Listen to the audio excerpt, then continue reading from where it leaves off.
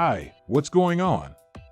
Welcome to Driver Installer, and in this video, I will show you how to check if your iPhone is refurbished, a new device, or a replacement.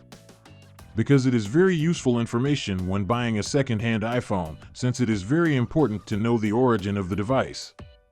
If you want to know more tricks about iPhone, make sure to subscribe.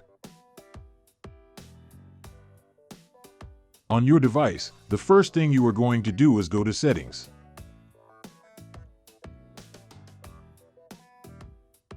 In the Settings, scroll down and then tap on General. Now you are going to tap on About. In this section you will find the information with which you can find out the origin of your iPhone.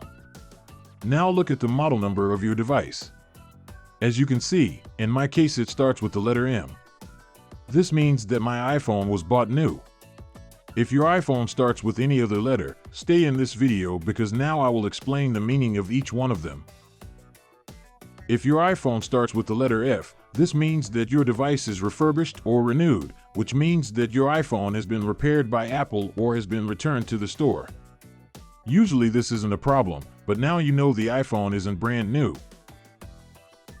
The next letter is N. If your iPhone's model number begins with this letter, it means it's a replacement device, so the original owner may have claimed the warranty and Apple shipped a second iPhone. Again, this is not a problem, but it is something to keep in mind. The last of these letters is the letter P. This means that the iPhone is personalized. Personalized iPhones are units that at the time of purchase come with an engraving at the request of the buyer.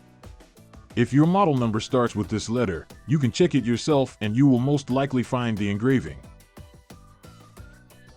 Keep in mind that these rules will only be accurate if the condition of the device is indicated by Apple, so if the iPhone is repaired by a third party, its condition will not change. If you want to continue learning, watch this video, and don't forget to subscribe.